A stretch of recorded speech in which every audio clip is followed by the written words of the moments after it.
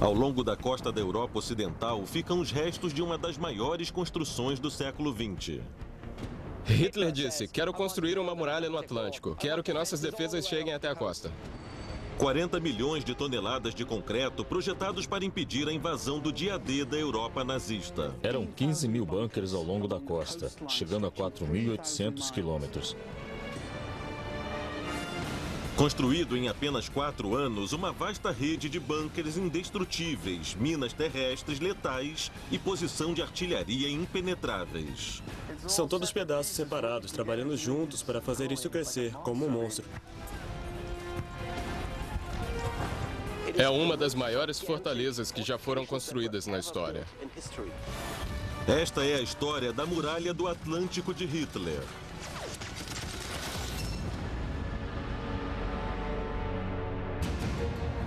A maior construção da Segunda Guerra Mundial, ordenado por Hitler para assegurar a dominação mundial. Hoje, ele sobrevive como um lembrete sombrio da fanática ambição militar do Führer. Estes são os segredos das megaconstruções nazistas. Obras incríveis do nazismo. Muralha do Atlântico. 6 de junho de 1944. A invasão do dia D começa.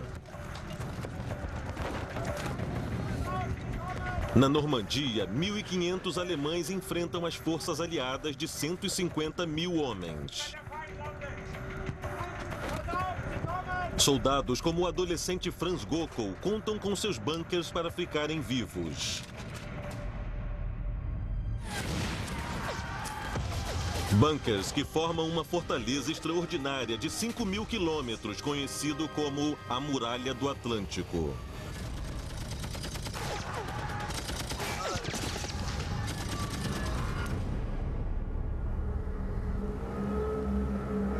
Os nazistas construíram essa mega estrutura ao longo da costa da Europa Ocidental para proteger o Império de Hitler da invasão dos aliados.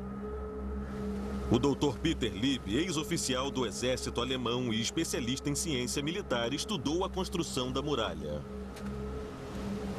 Tinham bunkers por toda a França, ao longo da costa da Bélgica e na Holanda. É uma das maiores fortalezas que já foram construídas na história.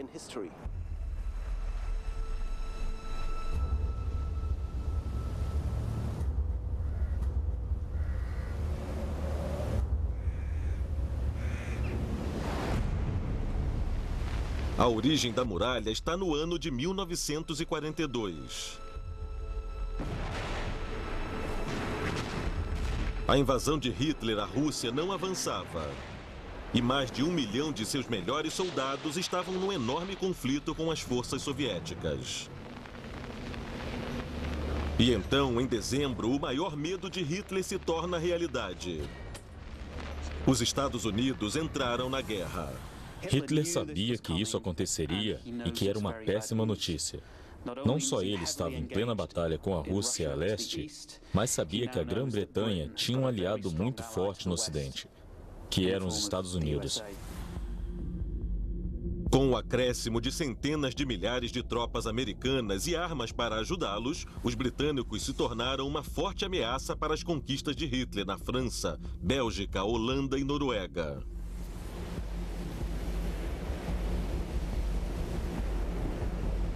Para proteger a costa atlântica, Hitler teve que tomar medidas de defesa. Ele emitiu sua famosa Diretiva 40, que era basicamente chacoalhar a jaula e dizer: chega, nós temos que nos organizar. E em uma série de tópicos, ele afirmou em termos muito precisos o que era esperado de suas forças de luta e de suas organizações de engenharia. Hitler exige a construção de uma barreira de defesa de 5.000 quilômetros, quase o dobro do comprimento da costa leste americana. Gigantes armas e bunkers capazes de esmagar qualquer invasão aliada pelo mar.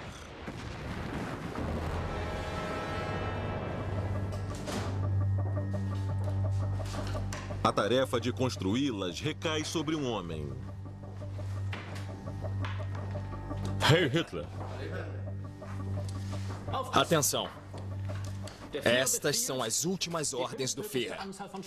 A costa deve se armar com todas as armas pesadas possíveis. Franz Xaver Dosch é um engenheiro-chefe da organização Todit, a maior companhia de engenharia da Alemanha.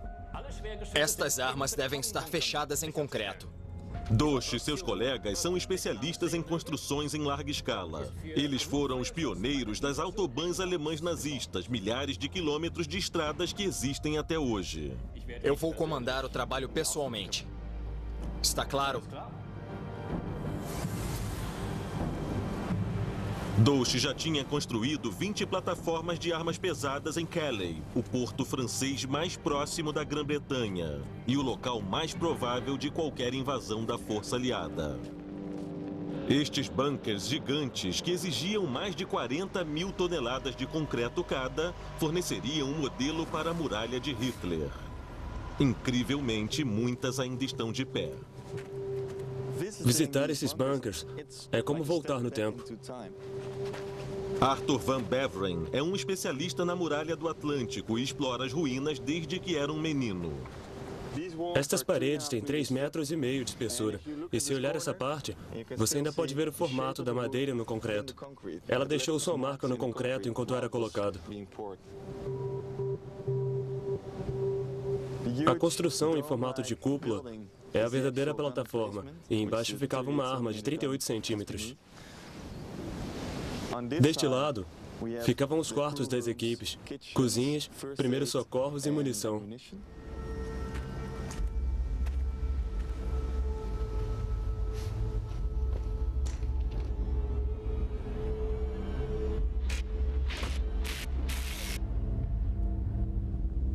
Era um lugar com um clima muito pesado. E acho que ainda é.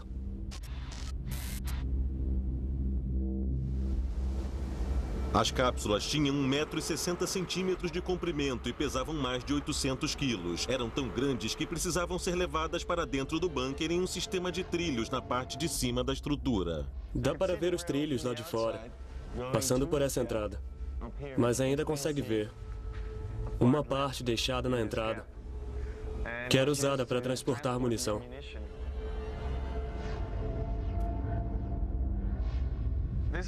Hoje é apenas uma entrada vazia, mas 70 anos atrás tinha uma porta aqui e uma mesa ali.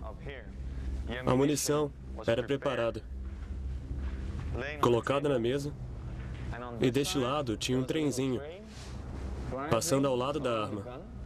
A munição era colocada no trem e transportada até a arma. As armas gigantes da tropa de Calais eram capazes de afundar os maiores navios dos aliados em uma invasão por frota, mesmo antes de deixarem o porto. Daqui, em um dia limpo, é possível ver a Grã-Bretanha do outro lado do canal. A distância é de apenas 36 quilômetros e essas armas eram capazes de atingir alvos que estivessem até 30 quilômetros no interior do território. Dosch e sua equipe de engenheiros começaram a construir uma série de plataformas similares e fortalezas em portos estratégicos do Atlântico.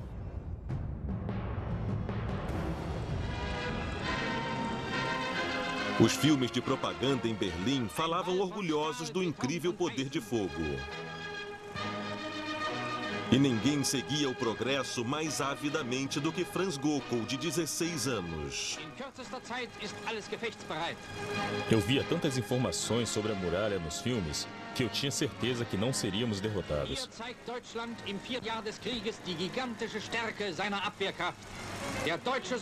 Em breve, Göckel veria a muralha do Atlântico em primeira mão, exatamente no dia D. Durante 1942, a construção da muralha do Atlântico aumentou. Chegou até a Noruega.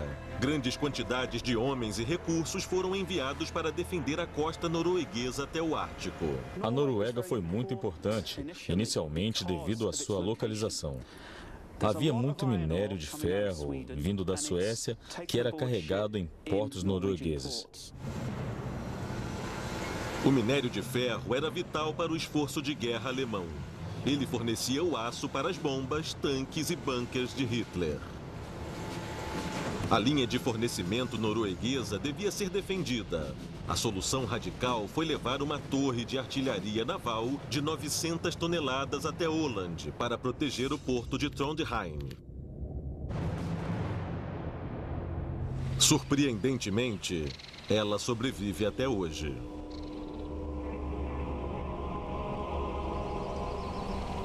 Resumindo, este é um navio construído na Terra, construído dentro dessa montanha. Um poço profundo de uns 5 níveis foi aberto na montanha, preenchido de concreto, e a torre foi colocada dentro do poço. As forças alemãs de ocupação na Noruega usaram prisioneiros de guerra para cavar um buraco de 11 metros em rocha sólida. Ele precisava ser revestido de concreto antes que a torre fosse reconstruída na parte de dentro. As armas eram colocadas em partes. 80 carregamentos de peça foram para Trondheim, e de Trondheim, em barcos, até chegar à ilha. As 3 armas são as únicas coisas que podemos ver de fora, mas o bunker está dentro da montanha.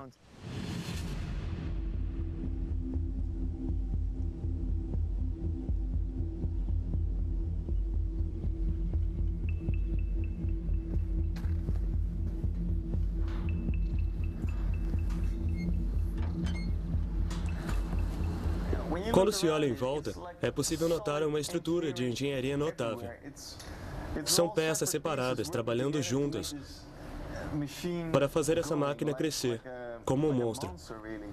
O piso preto que vemos aqui é a torre do navio. Essa parte aqui é o bunker, o poço na montanha. Essa parte fica parada. Isso é concreto. E esse é um poço de 5 andares de profundidade de um navio.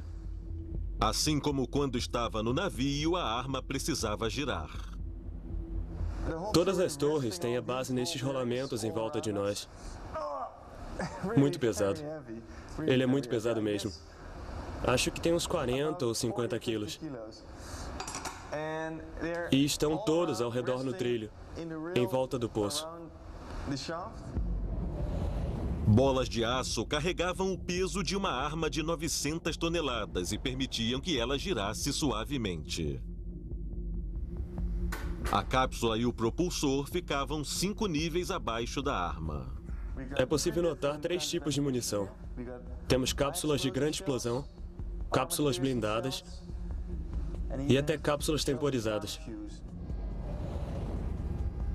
Para manobrar essas cápsulas de 300 quilos, os engenheiros nazistas projetaram um sistema de elevadores hidráulicos genial. As cápsulas saíam dessas paredes. As esteiras de munição deslizavam bem aqui.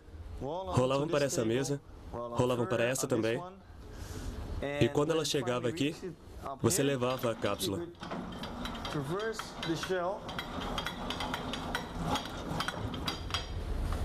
Até o elevador, é claro. Normalmente seria operada hidraulicamente. A munição era elevada por 5 andares até o nível do cano da arma, pronta para ser disparada.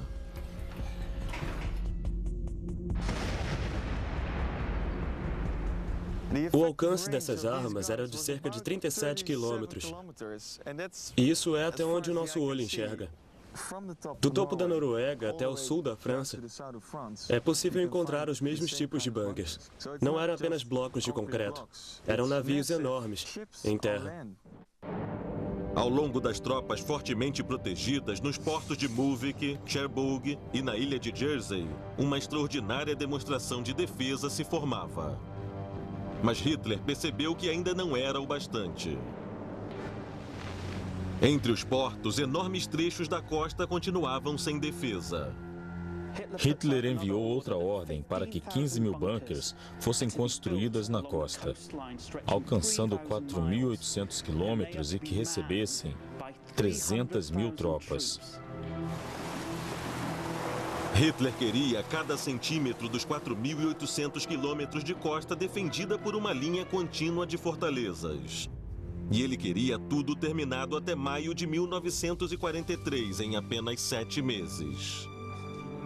Speer descreveu que Hitler passava noites projetando bunkers de concreto e que ele tinha trancados em sua mesa uma série de mapas do litoral do Ocidente, onde ele imaginava o local em que as fortalezas ficariam. A muralha tinha se tornado sua obsessão. Esses projetos atendem todas as necessidades do soldado da linha de frente. Durante o inverno, com dedicação total, a fortaleza deve ser construída, que deverá suportar todas as circunstâncias.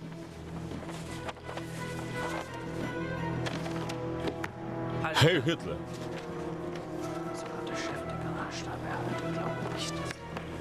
A tarefa de tornar a muralha de Hitler uma realidade caiu sobre seu engenheiro-chefe, Dorsch.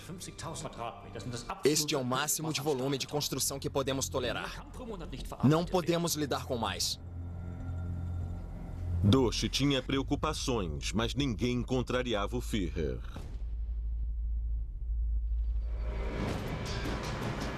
As equipes de construção tentam atender às demandas de Hitler, concentrando seus esforços em áreas onde eles pensavam que a invasão aconteceria, como nas praias de Wissant, a mais próxima da Grã-Bretanha.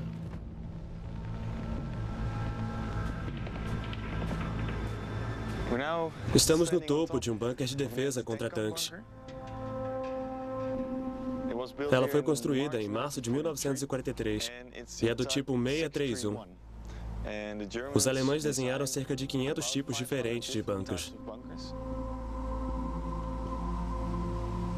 A muralha do Atlântico não era apenas uma linha de bunkers, mas era feita de vários pontos fortes, com espaços abertos entre eles. Com a Força Aérea Britânica no controle dos céus, os 475 soldados viviam aqui com o constante medo dos ataques. Quando uma invasão viesse, grandes tanques seguiriam para a praia e esse bunker continha a arma que poderia impedi-los.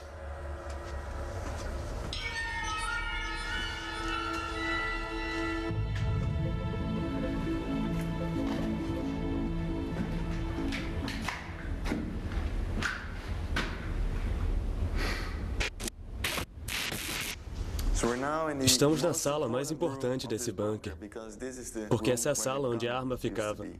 A arma contra tanques de 4,7 centímetros de origem tcheca. O homem que ficava aqui se preparava por meses para uma invasão. O alcance de fogo de todos os possíveis alvos era cuidadosamente praticado. Isso é um aspecto interessante desse bunker. Ele ainda tem esses 3 números na placa perto da arma, que dizem para a equipe alguns pontos de referência no local. Qual era a distância deles para o bunker? Se tinha uma igreja ou uma casa perto da praia. Eles usavam como referência para mirar a arma. O bunker era projetado para ser indestrutível, mas ainda havia o risco de serem enterrados vivos por estilhaços das batalhas. Temos outra saída aqui. É o poço de escape. Tinha que passar pela parede de tijolos, tinha que cavar por 4 metros de pedras, e então poderia sair por este poço ao lado do bunker.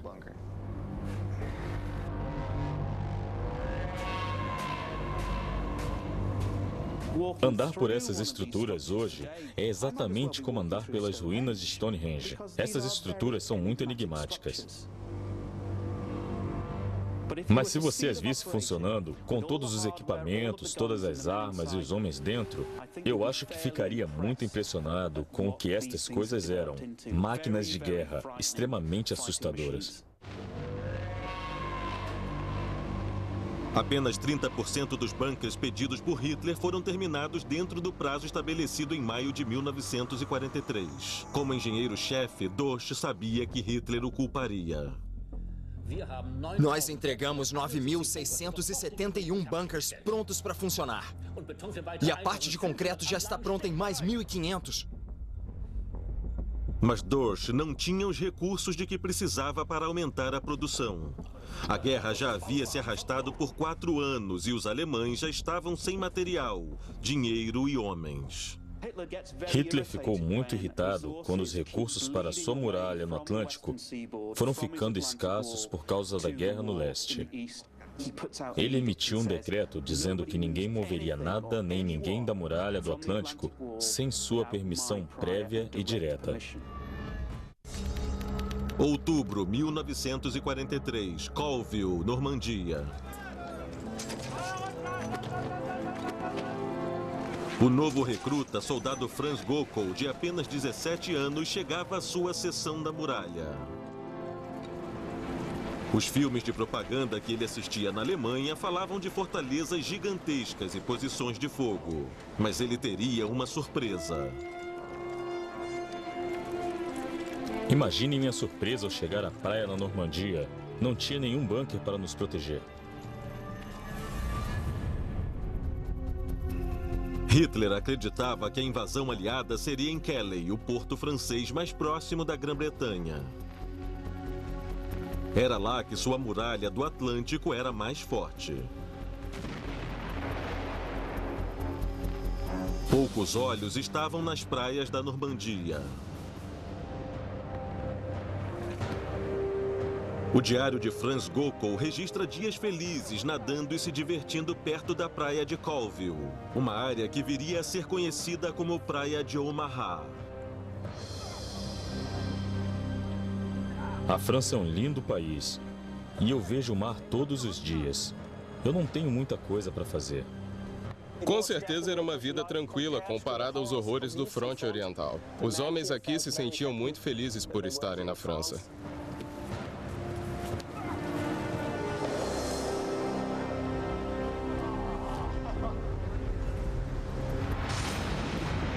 Novembro de 1943, a situação na Rússia ia de mal a pior. Os alemães foram forçados a se retirarem por um poderoso exército soviético.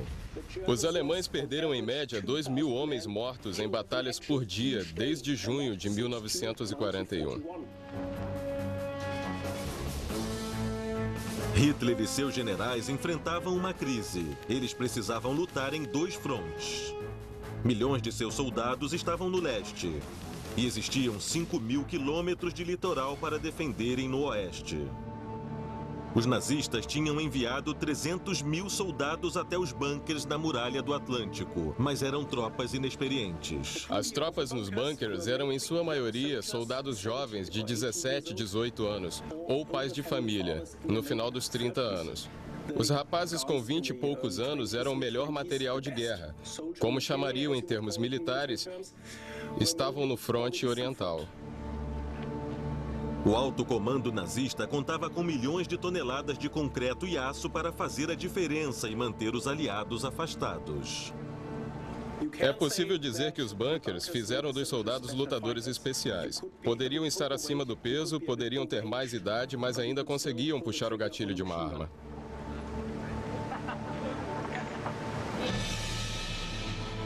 Os bunkers compensavam o problema das tropas inexperientes. Mas, em média, eram apenas 100 soldados alemães para defender cada quilômetro da costa. E apenas 50% da muralha impenetrável de Hitler tinha sido terminada.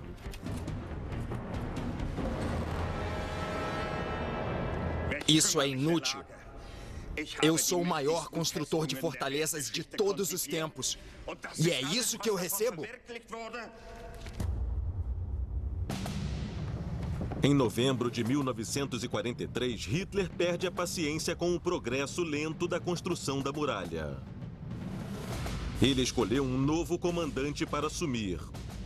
Um homem cuja frieza em batalha poderia compensar a fraqueza da muralha. O Marechal Erwin Rommel.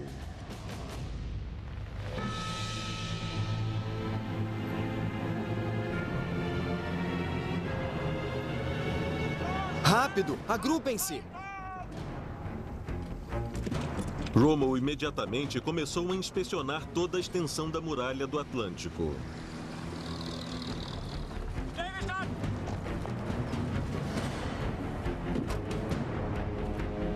Ele lutou contra os aliados no norte da África por 2 anos. Rommel era um mestre de ataque e defesa. O que ele viu na Normandia o chocou. Rommel veio para este lugar em janeiro de 1944 e quando ele viu as condições e como eles se preparavam, ficou muito nervoso. Ele dizia: "Vocês estiveram aqui por 3 anos e o que fizeram? Nada." Os alemães acreditavam que os aliados não escolheriam o local para uma invasão por não ter um porto. Por isso, poucos bunkers foram construídos na região. Mas Rommel viu algo que eles não viam. Essa praia é similar à Baía de Salerno que os aliados invadiram na Itália. Ela deve ser protegida imediatamente contra ataques aliados.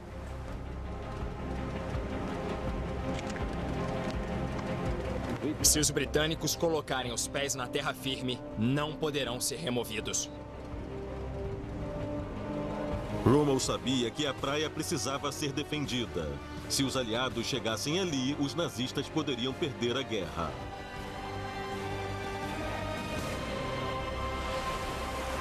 Ele tinha razão em se preocupar.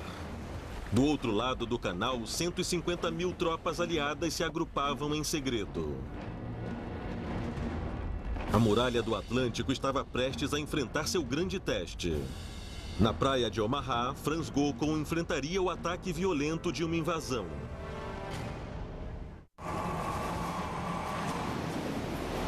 Em janeiro de 1944, a Rússia ainda expulsava os nazistas no leste.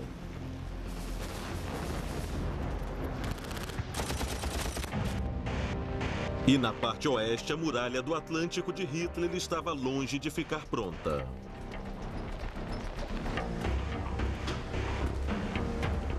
O Marechal Rommel enfrentava um enorme desafio: melhorar a qualidade das defesas, como ele registrou em seu diário. Essas fortalezas são o trabalho de um engenheiro que não tem noções estratégicas, nem tem conhecimento de guerra.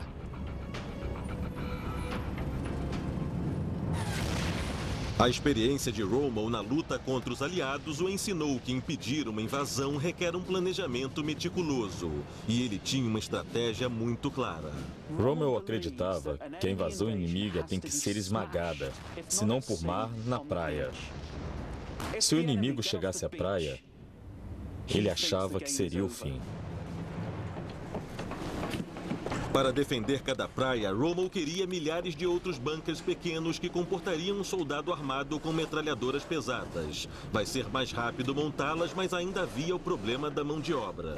Com o progresso da guerra, eles não tinham soldados dentro da Alemanha e acabaram recrutando pessoas destes países. Os poloneses, os tchecos, qualquer um, os franceses, pessoas dos campos de concentração.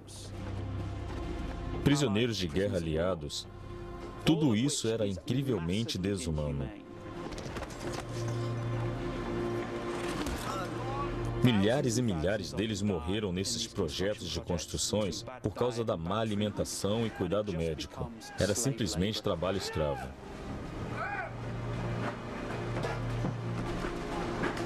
32 mil civis foram forçados a trabalhar. Um plano brutal, mas eficaz. Os bunkers foram construídos ao longo de 5.000 quilômetros da costa nazista, divididos em grupos conhecidos como WNs. Um WN era um Widerstandsnest, que traduzido para o português seria ninho de resistência. Como dizem, é mais ou menos um ponto de força mais uma série de pontos de força interligados. Na Normandia, Gökel e 30 de seus camaradas viviam em um ponto forte que existe até hoje. Podemos ver aqui uma salinha. Provavelmente era dos suboficiais. Aqui está o bloco de acomodação para as outras patentes. Entre eles estava Franz Gökel, de 18 anos. Mas é claro, os soldados não ficavam aqui o tempo todo. Eles faziam guarda, tinham que fazer as construções, havia o treinamento militar geral. O ponto forte de Gökel ficava na ponta leste do litoral da Normandia, que se tornaria infame: a praia de Omaha.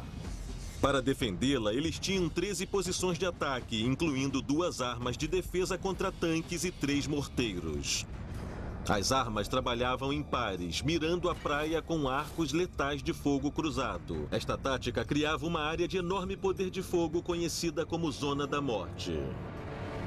A Zona de Morte é basicamente uma área onde o inimigo receberá o máximo de efeito de todas as armas dos nazistas em um espaço muito pequeno, causando o número máximo de baixas para o inimigo, neste caso os aliados. O que vemos aqui são duas posições. Eles tinham metralhadoras, morteiros e por aqui, em outra posição, metralhadoras, morteiros, balas de um calibre maior também. E a razão de fazer um bunker aqui era para atacar os aliados que queriam subir por ali para sair da praia. Defender este trecho da praia de Omaha era vital para os alemães frustrarem uma invasão aliada. O trabalho de Gokul era usar uma metralhadora e a posição dele cobria essa zona de morte. Esta era a posição de Gokul. Hoje é apenas um buraco no chão. Mas em 1944, uma metralhadora ficava aqui. Era uma posição coberta e também tinha 2 interruptores para o lança-chamas.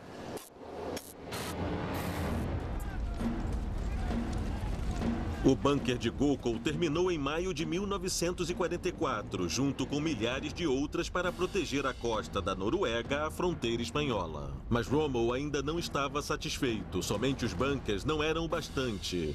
Ele também queria outros tipos de estruturas de defesa que ajudassem a repelir a invasão aliada. O que Rommel fez foi usar a experiência que ele ganhou no norte da África para fazer mudanças radicais, e uma delas envolvia o uso de grandes minas terrestres. Ele ordena que enterrem 50 milhões de minas ao longo da costa francesa, no mar e na praia. Além disso, ele queria as praias repletas de obstáculos, fileira após fileira enchendo a praia, criando camadas impenetráveis de defesa. A primeira fileira, na marca da maré baixa, eram barreiras de aço conhecidas como portões belgas. Eles colocaram portões belgas por aqui, e a ideia por trás dos portões era bloquear a infantaria de desembarque e os tanques. Serviam para segurá-los o mais longe possível da praia. Os portões belgas criavam uma barreira para desacelerar as tropas inimigas e os tanques, dando aos alemães mais tempo para matá-los. Caso os aliados chegassem na maré alta e passassem pelos portões belgas, Rommel teria outra surpresa. Aqui era onde ficavam os troncos de barreira. Imagine aqueles postos de telégrafo subindo sobre a minha cabeça em ângulo de 30 graus e alguns outros sustentando embaixo. No final deles havia lâminas de serra que ficavam ali para rasgar o fundo da embarcação se os aliados chegassem na maré alta. Mas até isso não era o bastante. Os alemães usavam qualquer coisa que atrapalhasse e atrasasse a força de desembarque. Aqui temos o terceiro cinturão. Isso é o que eles chamavam de ouriço de checagem. Eram estruturas de aço que ficavam nesses ângulos e que atrapalhavam qualquer um que chegasse às praias. E se a embarcação finalmente chegasse à praia, estas eram as últimas linhas de defesa para impedir que os tanques aliados descessem. Isto é um tetraedro de aço incrustado no concreto. Este era um dos últimos obstáculos do plano para a defesa das praias. Imagine que havia muitos desse por toda a praia, interligados. Sabe, a cada 5 metros e 5 metros. Um tanque teria que lutar contra eles. São muito firmes. Eles faziam o tanque capotar quando batiam nisso aqui. Principalmente os tanques de esteira fina. Eles tombavam de lado. Em junho de 1944, Rommel ainda tentava completar as defesas alemãs ao longo da costa do Atlântico. Naquele mesmo momento, do outro lado do canal, as tropas aliadas estavam prontas. A muralha do Atlântico de Hitler custou bilhões de Reichsmarks e consumiu milhões de toneladas de concreto, mas ainda estava cheia de falhas. Rommel prometeu a Hitler que terminaria tudo até maio de 1944, mas ainda estava incompleta. Por isso, muitos dos bunkers na muralha do Atlântico não tinham armas, não tinham homens, não tinham arames farpados ou minas terrestres.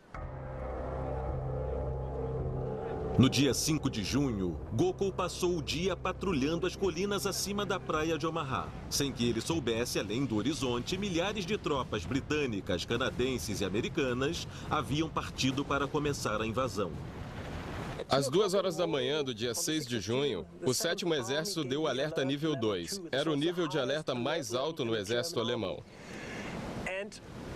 Imediatamente, os homens do regimento de artilharia, neste caso da 1ª Companhia, foram para suas posições aqui no WN-62.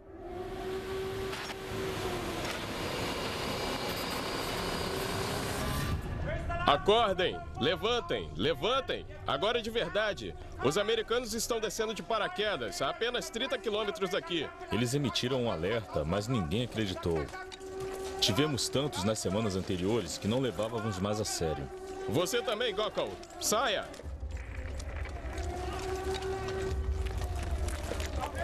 Corremos para as nossas posições. As armas pesadas e os morteiros estavam preparados. Gokul e seus companheiros acreditavam que a invasão seria em um porto grande como o de Calley. Eles nunca pensaram que aconteceria na praia deles. Gokul, já tem munição? Então vai checar. Hitler e muitos outros estavam convencidos de que seria em um grande porto, porque teriam que desembarcar todos os equipamentos. O que eles não sabiam é que os aliados os haviam enganado. Eles inventaram os portos Mulberry. Os aliados inventaram um modo genial de evitar os portos altamente fortificados. Eles construíram o primeiro porto flutuante do mundo, conhecido como Porto Mulberry, e levaram até a Normandia.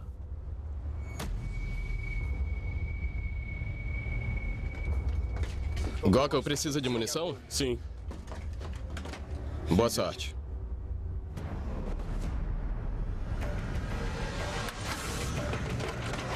Eu tentei me concentrar na minha arma, para esquecer o que estava acontecendo.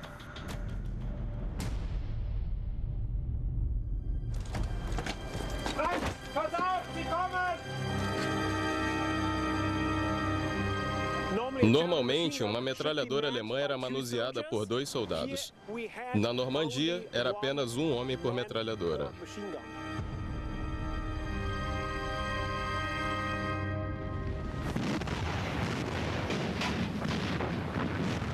Navios de guerra dos aliados começaram a bombardear com toda a força as posições alemãs. A sobrevivência de Gokul dependia do seu bunker reforçado com concreto ser forte o suficiente.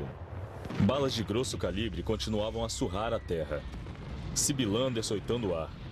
Elas batiam contra o concreto e o chão com um estrondo. O bunker de Gokul resistia ao ataque, mas aquele era apenas o começo.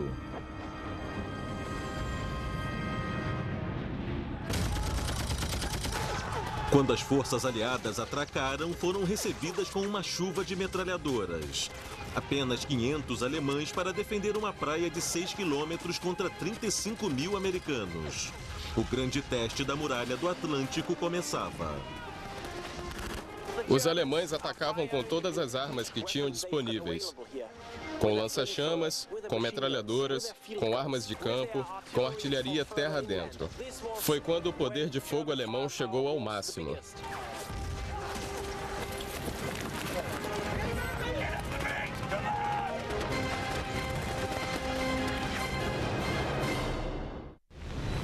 Omaha foi apenas uma das 5 praias invadidas. 150 mil tropas americanas, canadenses e britânicas desembarcaram ao longo da costa da Normandia. E a enorme muralha do Atlântico começava a ruir. A 160 quilômetros da região, a reserva de tanques blindados alemães esperava. Se eles fechassem as falhas rapidamente, ainda teriam a chance de derrotar os aliados. Mas havia um problema. Hitler estava dormindo e ninguém ousava acordá-lo.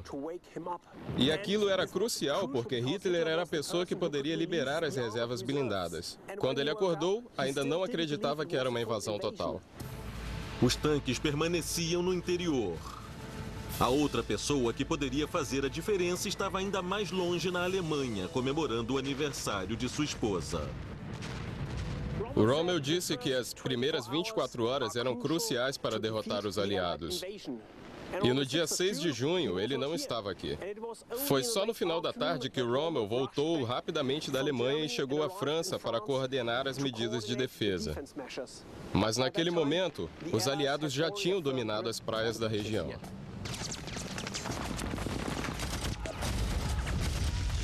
Às 9 da manhã, 7 horas depois que os primeiros tiros foram disparados, o bunker perto da posição de Gokul estava destruído. Sua metralhadora era a última ainda disparando em seu grupo de bunkers. A areia fez com que a esteira da metralhadora emperrasse. Tive que continuar usando meu rifle, disparando tiros únicos.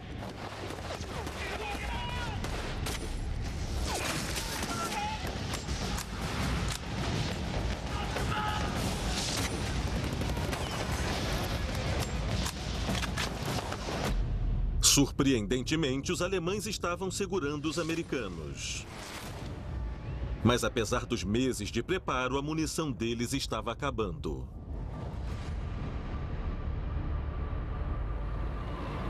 Supostamente, os alemães teriam munição para 48 horas na Muralha do Atlântico. Na verdade, nessa sessão tiveram apenas munição para 3 horas e meia. Então, às 10 horas, eles começaram a ficar sem munição.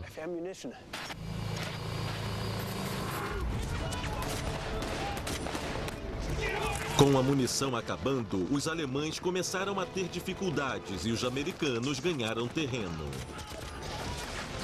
Gokul e seus companheiros foram forçados a se retirarem.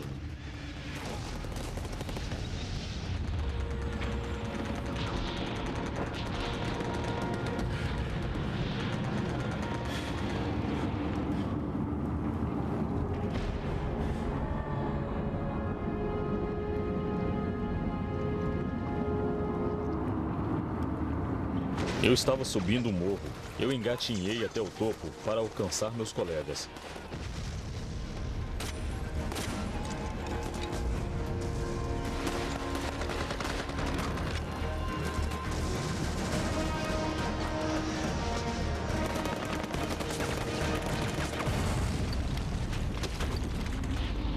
Eu vi 3 dedos na minha mão esquerda pendurados. Ferido, Gokul fugiu com alguns sobreviventes de sua companhia.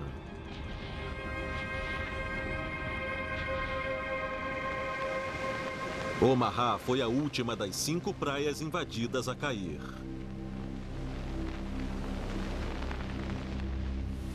A enorme muralha do Atlântico levou 3 anos para ser construída, mas foi invadida em questão de horas. Os alemães perderam a batalha e logo depois perderiam a guerra.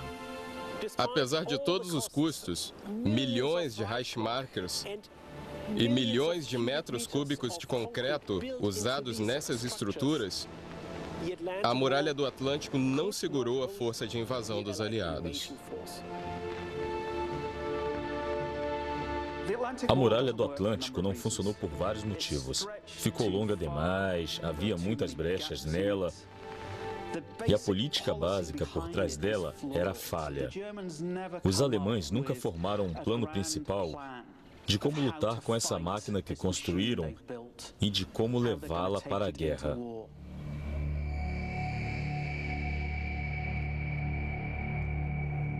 Apesar do fracasso da muralha, Dosch permaneceu o chefe da organização Todt até a rendição da Alemanha.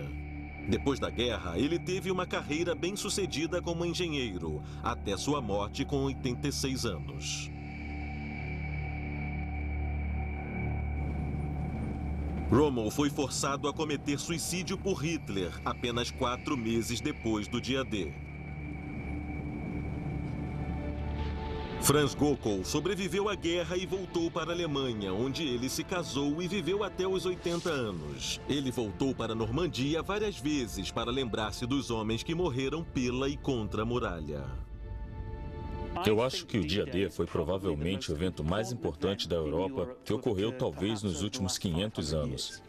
Foi o que trouxe a Alemanha nazista de volta à realidade e devolveu o controle à civilização. Eu acho que foi um evento, com certeza, excepcional. Ele deu certo porque os aliados se organizaram e os alemães não. Foi simples assim.